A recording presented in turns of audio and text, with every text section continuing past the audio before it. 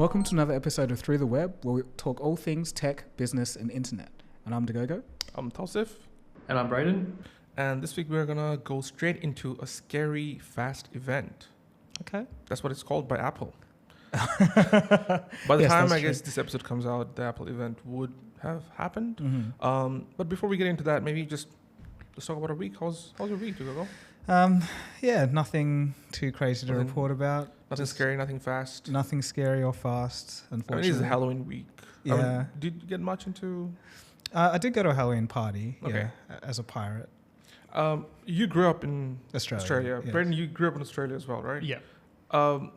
I moved when I was in my teens. So when you were younger, was Halloween ever a thing in Australia? Like as we see in movies for the US kind of? In my experience, not that big. Like, yes, you would have kids that would trick or treat, but it wasn't as huge. Yeah. Because the most Halloween things that I see in Australia is basically costume parties where you could just get drunk. Yeah. That's about it.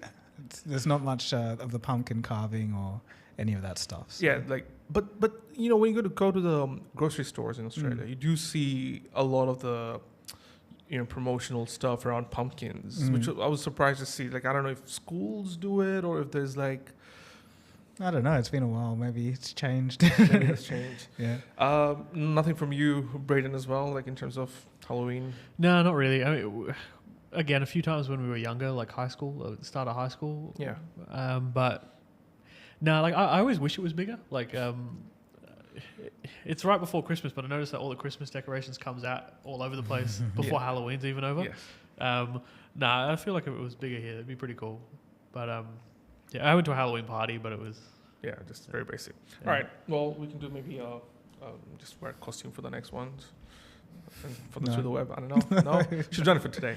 But look, we'll go straight into the Apple event, which is supposed to be sometime on the October 30th. I think it's at 5 p.m. Pacific time. And the event will be focused on the Mac. And I guess given the scary fast tagline that it's coming up with, what do you think it's going to be about?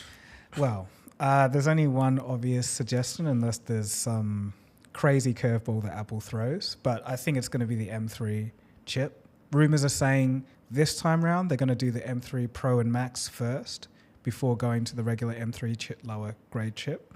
So there's a lot riding on this, and I don't know if we should go into why that is, but essentially there's some competition in the nipping on the heels of Apple, so they I guess need to show their prowess once again, because the M2, according to rumors, was a bit of a stopgap. So they were supposed to be doing the 3 nanometer process in terms of like transistor size versus 5 nanometer in the previous chip, the M1, but they stayed with the same process and only I don't know if they increased the core count or the actual clock speed, but it wasn't really that much of a shift.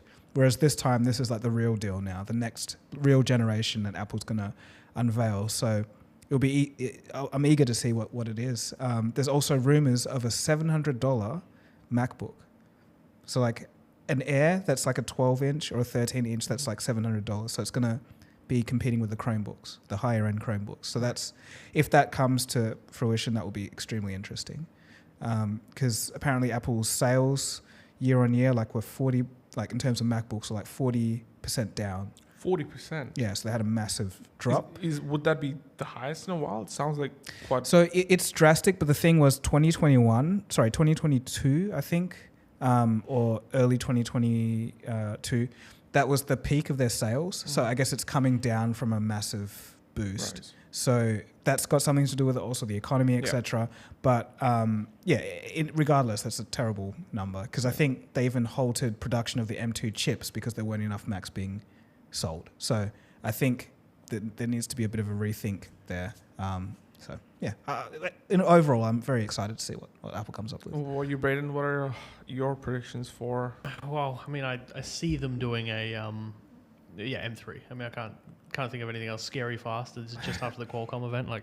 It makes sense. But I was thinking, like, it would be, seeing as they're like all across the whole professional workflow, like I wonder why they haven't tapped into like a camera, like an actual professional grade thing, considering they do like the premium side of everything. Like I was thinking it'd be cool if they did, like they followed what like Hasselblad or like those high-end premium cameras did, where it's like internal storage, it's specifically made for something, and you'd think with their ecosystem, like that's something that would be pretty cool if they like got it right. And with all the push they've been doing for their phone cameras recently, now they got log, they got ProRes internally, they got all this stuff. Like that might be cool to see in the future. I don't know. It's an interesting take because more and more Apple and I guess most of the tech world is gearing towards the individuals being creators and of course democratizing the entire process where everything's in the palm of your hands, very quick, easy,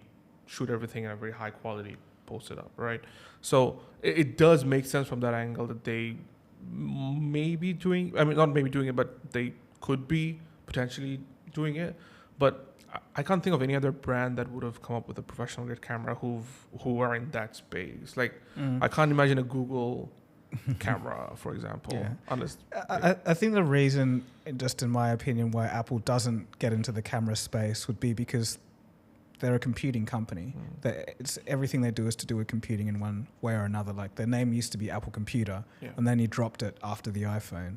But that's still in their DNA. So a camera would be something that would be a little left field. I think it makes sense, but I just don't feel Apple would do something like that. Right. The only other company that I could think is perhaps Samsung-ish, but then they're not really in. I mean, it does seem like all the biggest mobile phone players aren't specifically into mobile phones only. Like they've or smartphones, I guess. Because if you look at what are the three biggest names right now? Still Apple, Samsung, and perhaps Google's catching up a little bit. Who else? Maybe OnePlus. OnePlus. But I don't know. I think maybe cameras would be like a low sales volume because smartphones, everyone needs one. And I think maybe it makes more sense to just have the cameras as good as possible on smartphones. So it's good enough for 70% of the average person. And then if you really want to go that extra step, you go and buy a DSLR. But to actually have the R&D and come up with a whole product category, I think would... I think they've always looked at reducing the number of devices potentially that does other things rather than increasing that. So it'll be... I don't think they're going to go that route, unfortunately, Braden. But yeah. But Braden, I think you should write a letter to Tim Cook. Let him know. Might have to, right? But you mentioned something about competition. Yes. Now, so where was I? I was on the couch just chilling last week. And then I think it was CNET. They released you know how sometimes they do those compilation videos, like, this keynote speech in 14 minutes highlight. And it was like uploaded like 50 minutes ago. And it was like Qualcomm. I was like, Qualcomm, I haven't really heard what they're doing recently. Let me click on it. And then as soon as it started, my eyes were bulging out of my head and my jaw was on the floor because some of these numbers that they were talking about. So for context, Qualcomm had a keynote and they were talking about two chips in particular. One was their desktop / laptop class chip, ARM-based, which is the same kind of... architecture that Macs use. So for full context, on the Windows side of things, you've got x86, which is, from the 80s, quite bloated, and it's always just been improved over the years, but they run much more complicated instructions for the CPU to actually execute. So essentially, they're more flexible. You can do absolutely anything on them, but they're a bit bloated compared to the ARM stuff, which has been around for a while, also the 80s, but it's always been, the focus has been low power, essentially. So that they've ended up in phones first. Then when Apple Silicon came out, they managed to make that transition to be able to power a full computer and still be efficient. So that's where we are now. So on the ARM side of things, the main player is Apple, obviously with the Apple Silicon. And then Qualcomm is on the other side. They power all Android phones, and they haven't really entered the laptop space. But with this announcement, the numbers that they're saying is crazy. So it's like they have the very best. There's a chart that they showed in this presentation, and it shows it beating Apple's M2 chip, which is obviously a massive feat. And it's doing it with 30% less power. Like it can be at the max speed of the Apple chip with 30% less power use. And these kinds of numbers, not in a million years would I was expecting Qualcomm to catch up in this way. So I have some grains of salt. Like perhaps they have it in some way where most of the time when you're using it, it's nowhere near as fast, but just for a freak split second, it boosts to max power and is able to outperform. But who knows? Maybe it's just better overall. We just don't know yet. We have to see the full figures. So that's on the desktop side. And then on the actually another chart they showed was it outperforming in single thread performance, the best Intel chip on the market now. And again, that's like crazy. Like people were clapping and cheering and they just were shocked at what was going on. And so was I, because Qualcomm has been trying to catch up since they became popular in smartphones, and we haven't seen competition that close. But now that they've overtaken Apple, I think this is basically the start of a new era, essentially. I did say it when I was talking about the how Apple just changed the industry. That's the video I titled it when Apple released their M1 chip, because that was a new start to something, and I knew if Apple was going to do it, everyone was going to follow, and I think we're starting to see the beginnings of that. And I think this is just the way it's going to go. Because if you've got, why would you have something that takes 60 watts or 70 watts of power versus something that takes 15 to 20 and is faster? It's like who's, the competition. It's not really there. So, I just thought it was crazy. But what do you think? I don't have a lot of knowledge in that space in terms of the computing mechanics and how it can make things more efficient. But it does sound like, obviously, when I studied a little bit into the M1 and M2 releases, it was, as you said, it was industry changing, like revolutionary thing that to the point from a consumer perspective, it has made me question, the loyalty that I've had to Windows for such a long time. And even now, like I think of changing up to an Apple specific computer, right? But I guess if this now comes out and now it can do this similar kind of output on a regular desktop that's not by Apple, then it'll change the tide again, or at least keep the thing same. And I guess that's the biggest turning point for non-Apple market. I think that the people that should, I guess the company that should be the most worried is Intel. Yes. I think that's where it should go. So Intel did do an unveiling. I have to dig into it because I'm going to be doing a video on all of this. But apparently they're using some new architecture where it has some components they're mixing different nanometer sizes in their chips, but they're linking them together with this 3D transistor layer. So essentially, how Apple has that fusion technology where you can put two chips together. Yeah. They're doing the same thing, but with multiple chips. So it doesn't lose any energy when communicating with each other. So apparently the performance is pretty good and the power consumption has gone down a lot. I'll try and find the name of that. I think it's just their 14th gen laptop chips that they're doing that in. But so I think this is the best time to be a consumer, because I believe in the next 2 to 3 years when all these chips start coming on the market, we'll start seeing laptops that are thin, light, affordable, but just have crazy amounts of power. I think the graphics compared to desktops will lag for a while, but still, I think we're going to have some great value soon. So what do you think, Braden? Yeah, hopefully it's a competitor. I mean, I don't know if you saw that they've got a system.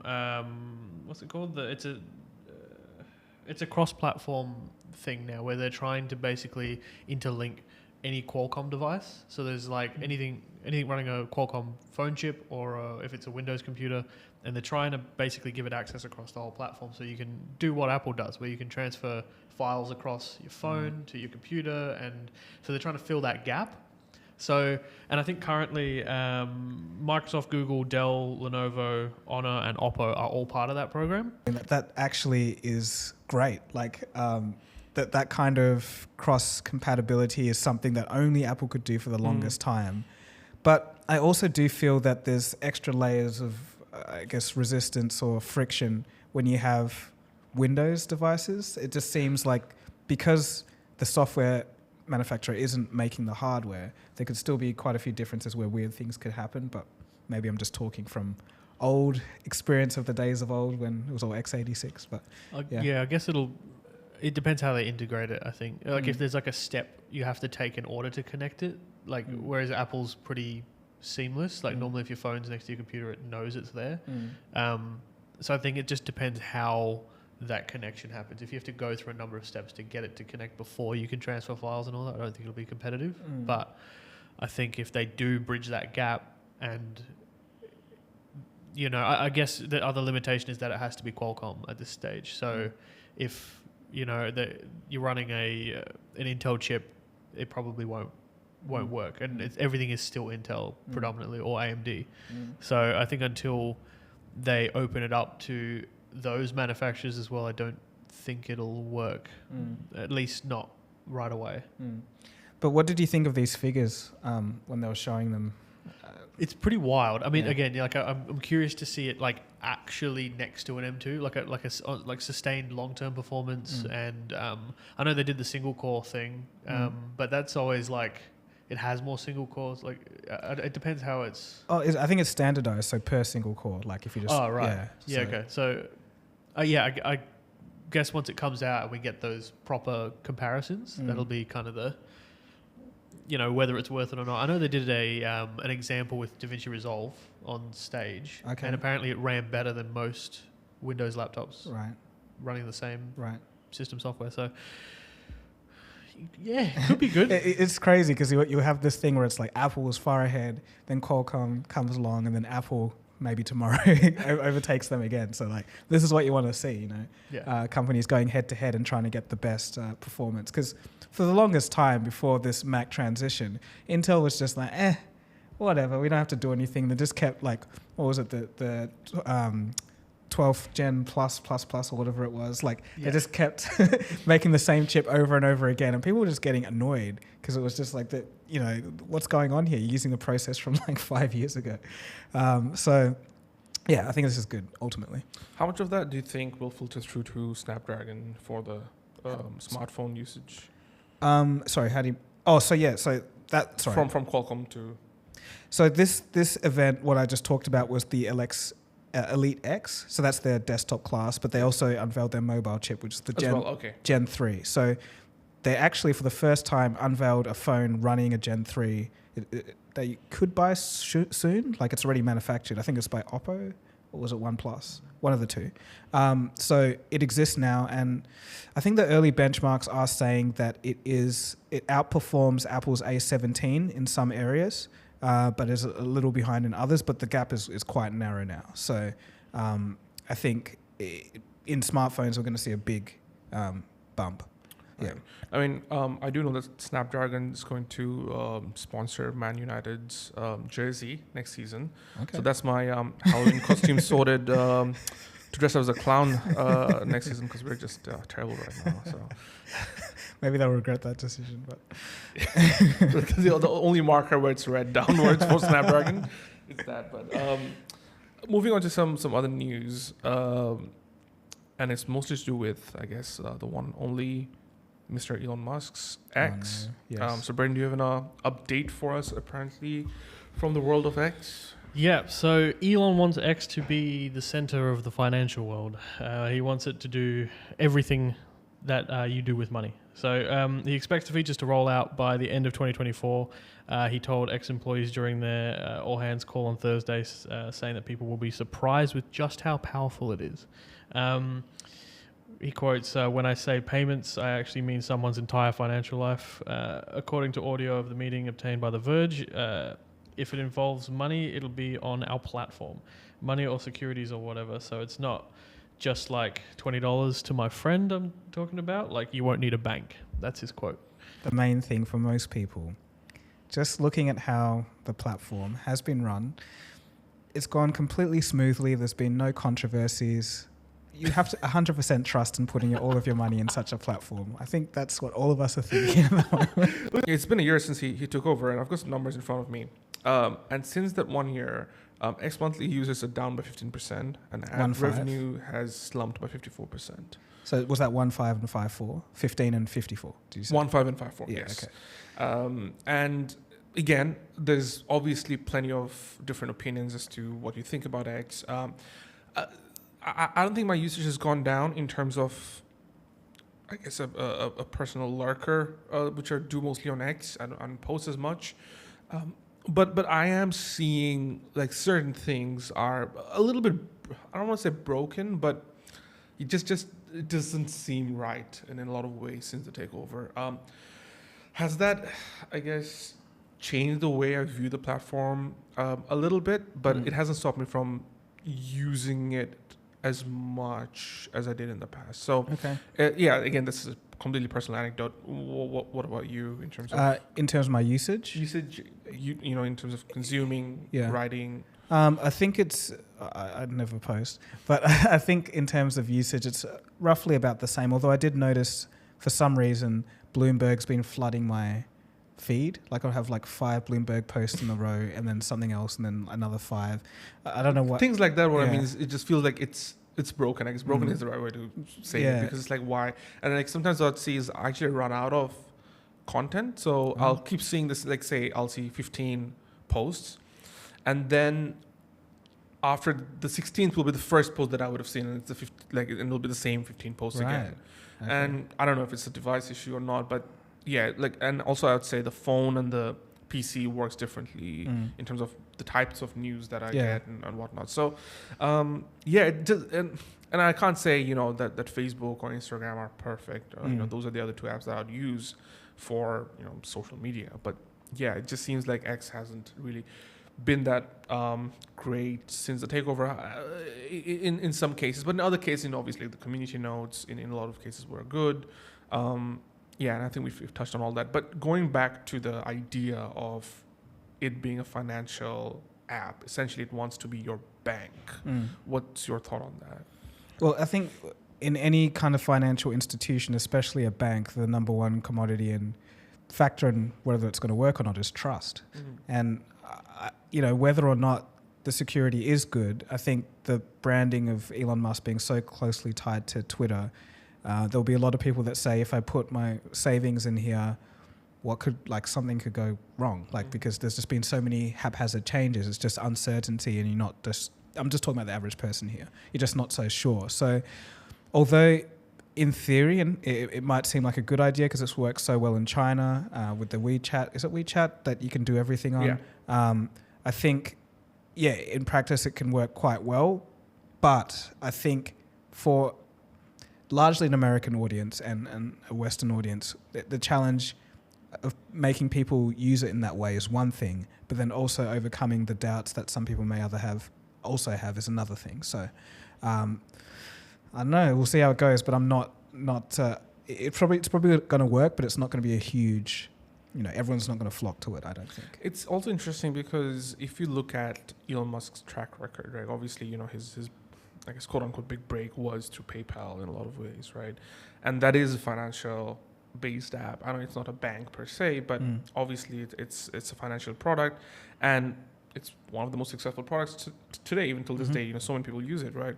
So if you look at that, then you might think that, okay, you know, there's some positive things to it, and maybe if you take X out of the equation and maybe a few of his other side projects like, you know, the boring tunnel and whatnot, you look at, okay, Tesla, mostly a pretty good, robust company-ish, ups and downs here and there, but then if you look at, of course, SpaceX, again, it's doing good things. So in terms of track record, it does feel, and Starlink as well, these are the things you feel like, okay, there's some... It's not going to be hopefully all crazy. I think it's his presence with X and his constant tweeting that make it seem so untrustworthy. But that's kind of what I meant. Like, you know, the technology may work. It doesn't matter if it's good or not. It's just the perception. But then again, you'll have like this huge core percentage of people who trust him no matter what. But I don't know if that'll be enough of a number for him to justify creating like essentially a bank, as he calls it. But and we'll see what happens with regulation as well. Like if there's any tokens or anything involved, like, you know, Facebook tried to do it with the Libra coin, and the federal government was like, no, you don't do that. So, you know, it's going to be a hard thing when you start talking about money, I think. And with the Dogecoin fiasco that we saw. Yeah, there's a lot. I don't know. You might have to convert your money to Dogecoin before you can send money like $20 to your friend. I don't know. But he did say what was it, Brendan? 2024, I think. Into 2024. 2024. So that's what, a year from now. Not scary and fast. Scary, not fast enough, I guess. But yeah, it'll be interesting to see how things pan out there. Moving on to the next topic. This is an interesting one. So there's this company called Humane. We kind of talked about it, I guess, off the screen every now and then over the years about what the company's about. But for those who don't know, they claim themselves to be a platform that creates and sells, consumer hardware, software, and services that feel familiar, natural, and humane. Those typical this corporate lingo. But they are quite mysterious in the sense that they've been working on these very interesting products over the last few years, and even when they were created, there was like these leaks about what the company was going to be. So I think they're based in New York as well. But they were founded by two ex-Apple engineers that worked on the iPhone, was it? I have to confirm that, but I can quickly. I think one of them is Imran Chowdhury. Yes. Is one of his names. Yeah, I know he definitely mentioned and that. And this another woman, I forgot her name. But yeah, they co-founded the company. The reason why I bring this up is because they potentially have a new product launch in the early weeks of November, and it's essentially this mysterious device. They actually had a partnership with a runway, like a fashion brand for a runway in Paris, I think, where they just wear this. It's almost like a AirPods case. Sorry, Brandon, you wanted to? Yeah, no, I was just confirming that it was the other two ex-Apple. So they're ex-Apples, okay, so that's confirmed. Okay. But yeah, it looks like almost like an AirPod case that you can just wear or just have it on you kind of thing. And essentially in the presentation that was done by Imran, I think earlier this year, it could accept phone calls. It could get information about where to buy a gift. It could translate a sentence when that is spoken in an AI-made version of his voice in French, and also it would give its opinion on whether you can eat a chocolate bar or not. And so basically, it's almost like an AI companion app that is also a hardware device that can take phone calls and do other things. And the way they're putting it is it's a standalone device, a phone, contextual computer, and software platform all in one, built specifically for the use of AI. That's how they're positioning it. And it could go up to as much as $1,000 and may also require a monthly subscription for certain data usage. So yeah, it's very interesting product. It's like a new gadget. It's also wearable. It's also got this projector thing. Because some of the things I saw, it could like highlight on your hand. So I don't know if it'll you could just use your palm of your hand to use it as a UI. But that's the new product that's apparently going to come out in the next couple of weeks. So you might hear more about that soon. I think the important thing to know, I guess, it's just like expectations. It's just we have to adjust them. It sounds cool, but so did Google Glass, and it was just one of those things where it's like all the features here, but in practice, it just really didn't quite make it. So it's interesting, but it's really hard to say what it's going to be until people start using it and they tell their experiences and what the shortcomings are and what was surprising, and then I guess you can make a better judgment. But as for now, it's kind of just a lot of marketing. But obviously, great track record. Both of these, well, I know Imran especially was quite instrumental in the iPhone, but that you don't get much better caliber than that. So we'll see. What about usability? Do you think, like, just going forward, say something like this comes along, I wouldn't say it'll gain mass adoption just yet, but say it can replace your phone. It would be like a standalone device that can do a lot of the work. Think about it. Like, I guess it can replace your phone for utilitarian tasks, but not so much entertainment, which I think a lot of people would like. So people probably will be having this and a phone. And I don't know, does that defeat the purpose? I'm not sure. Because, of what I've seen, yes, it does have a projector screen, but you can't really watch anything on there. Social media isn't really going to work. A lot of people like to take photo. Like, it's just it's half a phone in a way, and it's just that half may be easier because you can just talk and everything's audio instead of navigating, but it's missing a lot. So I don't know if you can really, I don't know how well that will fly with people. So again, I guess it'll be for a very niche kind of market, not necessarily for mass adoption. Almost like the light phone, for example. Like you just wanna most people have a light phone and a proper phone. Again, for those who don't know light phone, maybe look up the podcast episode we did with the co-founder. Very interesting project. But yeah, for those who are using light phones, they also have an actual smartphone. They just don't choose to take the smartphone with them in certain days of the week or in certain scenarios. So maybe this could be something like that. Very, very niche audience. Again, I may not necessarily use it, but maybe there could be... maybe there's like excellent use cases that we just can't think of because we're not just in like that maybe position. foldable phones. Like I don't see that. Well, apparently you're in the minority. Yeah, like the comments in the last episode is like, it's for me. So it's interesting to see. I mean, obviously for me, it wasn't like, I understand just because I don't like it doesn't mean that there's not a market for it. But in the same case, it's like when you're building a device like these days, unless you're a big company, it's so hard to reach a sizable kind of like a profitable business targeting a niche audience, unless it's like a luxury product or something that just justifies, the whole thing. So again, in my head, I'm trying to make out in terms of, okay, there is a market for pretty much everything these days, but is it big enough? Yeah. Exactly. Is it big enough? And it's the same thing with this product, I guess, just going forward. But yeah, interesting times. I don't know, I'm thinking of a segue for the next one. Will it be able to take photos? I was going to say, speaking about premium products. Okay, there you go. Okay, nice one. The Leica's new camera. So the M11 is a rangefinder. It's needlessly expensive. It's normally about 10,000 USD, and it's a little less.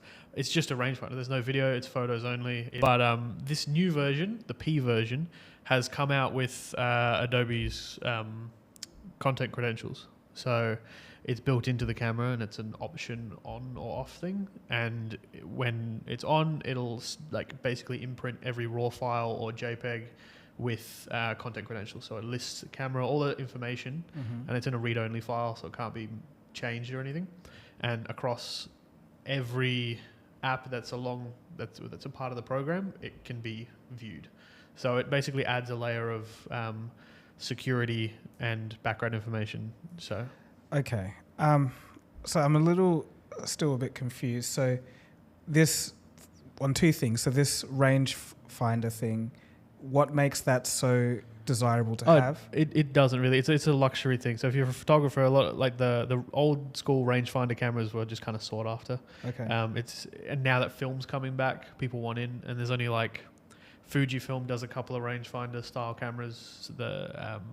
It's an aesthetic. It doesn't do anything better than a normal camera. So I think the rangefinder is probably not the key component of this news. It's more so the content credentials. Yeah, and I was going to say the next question was are the credentials the credentials the are selling point yeah. for this? So this camera's, I think it's $200 or $300 more than the standard one. I think it adds one or two slight feature bumps, but the main thing is this content credentials. And it's verified through Adobe's open source content authenticity initiative. Okay. So essentially from what I can see here is that there's going to be a thing called Adobe Verified, I think. It's going to be Adobe's verification page, and the images there, you can basically, any camera that has that component, you'll be able to cross-check from the Adobe's central hub to see if the image was taken from that specific camera or not. And the idea of it is basically to see if a bad actor messes with the original photo or not. So essentially what we thought of blockchain in a lot of ways to do in terms of authenticating data or pieces of content. And this is something I think we spoke about. Like when the whole AI thing was exactly. Like how do you make sure that something is authentic? Yeah. And I guess this could be somewhat of the first step towards that. Interesting, but from the point of view of the consumer of this Leica camera, it's not really a benefit to them. Like obviously for everyone else it's a benefit. Yes, we know these videos are verified, but for a person deciding between the standard version and a version that has this, paying an extra $200, $300 for it. Yeah, I agree. I think it's less of a selling point for the consumer, but more so for the industry and I guess the ethos of how you create going forward. What's stopping smartphone I'm not actually exactly sure how this works. Is it? I don't know if it's a chip.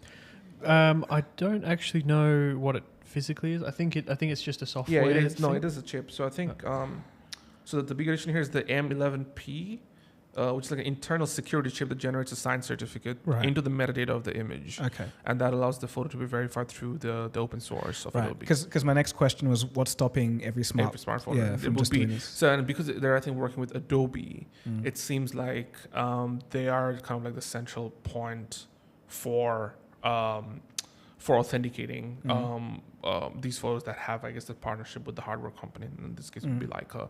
So I guess this could be the first use case for them. They're trying out on a luxury product because if they go, I guess, for a mass adopted product, I guess testing it out on the wild would be harder. So maybe they've got a smaller sample size where they're kind of fixing the problems live while it's out there. And Makes then sense. maybe they'll introduce it to other cheaper cameras or more accessible it makes cameras. sense, and I think it's ultimately a good thing because for the consumer it doesn't change a thing. Like say in 5 years every phone has this, like no one's going to notice. You just take your photo and I mean like for you, Brent, because you are into that world of taking photos and whatnot, like as Gogo mentioned, I don't think it'll make much of a difference for you, right, in terms of actually taking the photo. Like would you want that? Yes and no. Like it won't make a difference in your photography, obviously, but depending on who you are, like a lot of the people buying these super high-end cameras roll in very high-end photography. I was going to say. The biggest thing for it is just it's your signature ingrained in that. So it knows who took it. It knows what camera it was on. It's harder to take that away, which is one of the biggest issues with being in the creative side of things, especially in photography right now, is how easy it is to manipulate someone else's photo. One of the big plot holes in this is that you could still screenshot the image and then change the data, right? This is one of the issues. Yeah. So I think Adobe are kind of finding ways around this, but it's for baking it in. So if you're a pro and you're out there shooting crazy types of photography like wildlife or sports or anything that's like, it's a hard thing to do. This is a really cool thing. So I think Nikon, I'm pretty sure they're putting the same thing in the new Z9, which is a flagship camera. And that's a really popular camera for things like, or it will be for things like sports and wildlife and all those high-end types of photography. I find it weird that Leica's doing this first because this camera is not going to go, you're not going to go shoot anything like that with this. It's a hobby camera that's crazy expensive. Which is where I think maybe they're just using it as a testing as a testing ground. But I was just going to say, the amount of times I've seen plagiarism or like people taking someone else's photo and sending it through for photography competitions and have won is insane. Wow. Like it's a very common story where somebody random or like like an amateur photographer will just simply take one from somebody's website, like a big photographer. No, it doesn't even have to be a big photographer. Maybe like a very seasoned photographer who's just, showcasing their work online. They'll take that photo, enter it into a competition, and actually win the competition. Wow. And years later, people will find out, that photo was actually taken from somewhere else. So I guess this makes sense then, like why, I guess it might hit both sides. One is, the small sample size, but also for higher end cameras would mean that a lot of the photographers would want their signatures embedded in the metadata. You're talking about, Braden, how like it'll be easy to just screenshot and take the photo. I'm sure maybe in the future will become like this. I don't know if we're going towards the whole argument of like we can't do what we want with our own software. But I know on Android phones anyway, like there's some websites you can't screenshot. It doesn't let you. It says cannot screenshot due to security permissions or whatever. So like if there was system-wide, on Mac OS and Windows, where if a computer comes across and it knows it's looking at displaying like a image with this metadata, you just can't screenshot it. Like that could be something as well. Oh yeah, I think it's going to be very much about which brands adopt it as part of their software. So I think all the Adobe stuff, obviously, so anything saved or manipulated in any way and then output through that software has the updated tag on it. So, and because it's read-only, you just have a full history of where this file's been.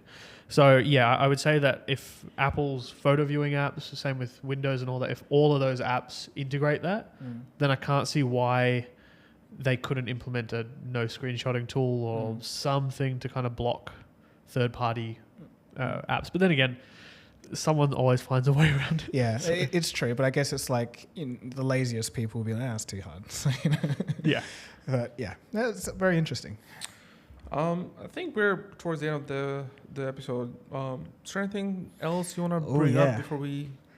Okay, so there's this company called Meta, right? Ever heard of them? Sounds familiar. Actually, I've kind of talked to you a bit about this, so I'm gonna ask Braden. How would you feel if Meta, Zuckerberg, could read your mind? Horrified. Well, turns out October 18th this year, Meta Labs, their scientists have figured out just how to do that. Literally, non-invasive brainwave reading through MEG technology, so it's kind of like a shoot off of EEG. They can literally have a participant look at a screen, say it's like imagery of a bird flapping or flying or whatever. It reads the brainwaves, and from those brainwaves only, it knows what this person is looking at and can reconstruct the image using AI. So it literally can, and it does it thousands of times a second. So it can literally, from what you're looking at, it understands it through just your brainwaves and can reconstruct the image of what your eyes are seeing. Braden's mind just blowing up. I hate that. I know. Much. And the thing is, like, while I was writing this script, I was like, wait a second. The Meta glasses, like the Ray-Ban ones, and I was like, what? Even just the headset, the Meta Quest Pro as well. It's like, it would be so easy for them to just sneakily put some little electrodes in there, and then essentially they could know what you're thinking, because it can reconstruct words as well, like your thoughts in terms of words. So it can know what you're looking at, what you're thinking, and then just shove ads down your throat exactly what you'd want. And jokes on them. I've got ADHD.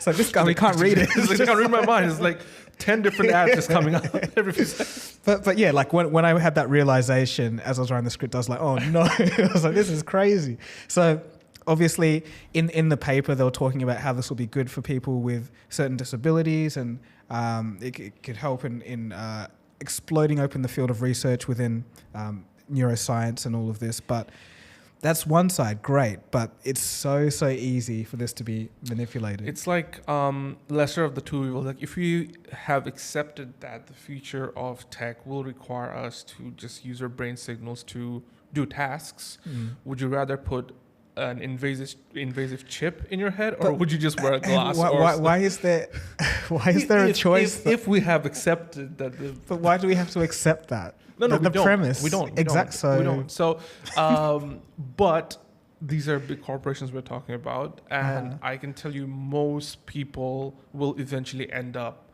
being okay with stuff like this, because nothing in the world beats convenience for most people in this world. So I started off this video with Minority Report, basically just saying, it was a crazy movie because there was a police unit that was deployed for people who were going to commit crimes but hadn't yet. And in that society, people could easily be thinking, this is great because everyone will be secure. Like, there's no such thing as crime anymore. But on the other hand, all of our privacy is gone. Like, there they had some weird AI beings that would... Yeah. But I'm just talking about, like, if it was done through the methods of reading brainwaves. But how far can convenience go? That's the question. Yeah, I think ultimately that will be the question. And also, again, many people who've said this can't be done eventually are proven wrong in the world of tech.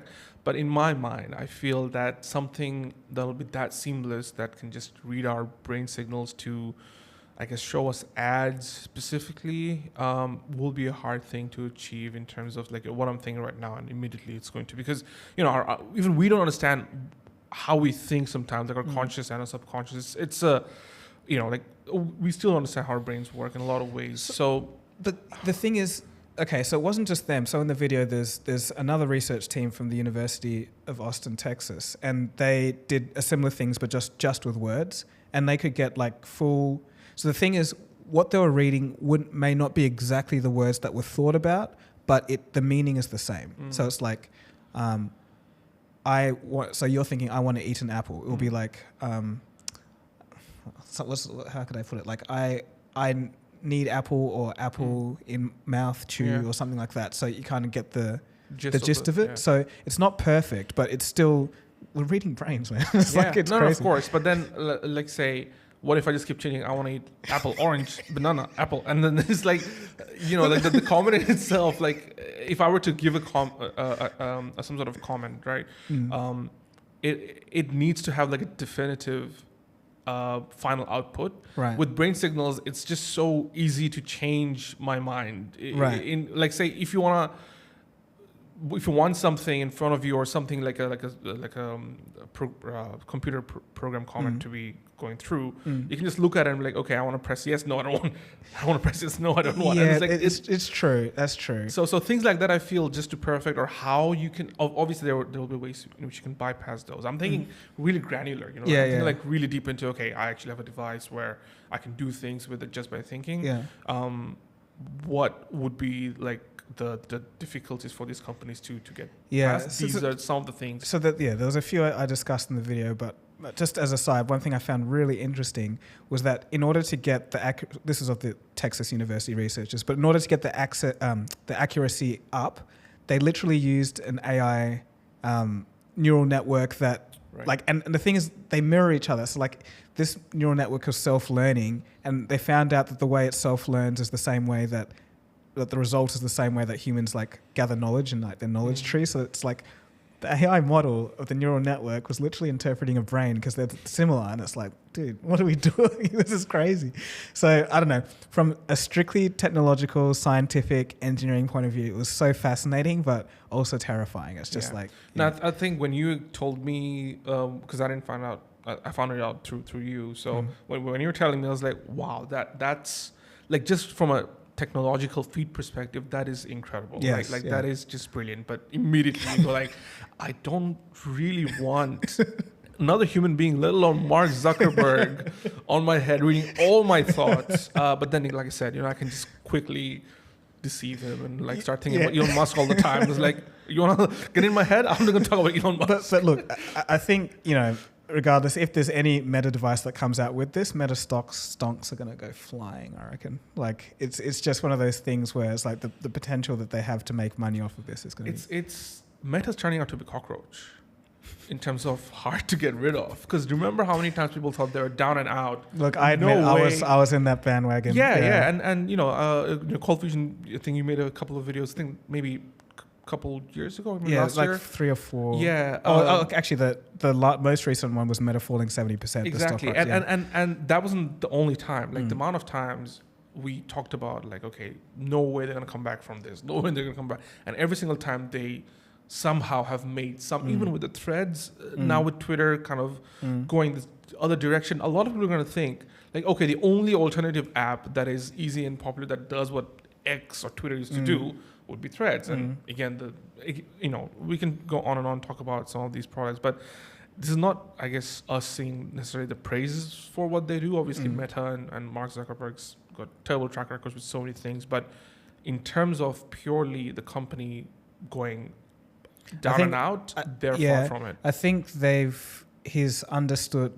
has understood you can't sit still and always adapting. I think he's managed to do that.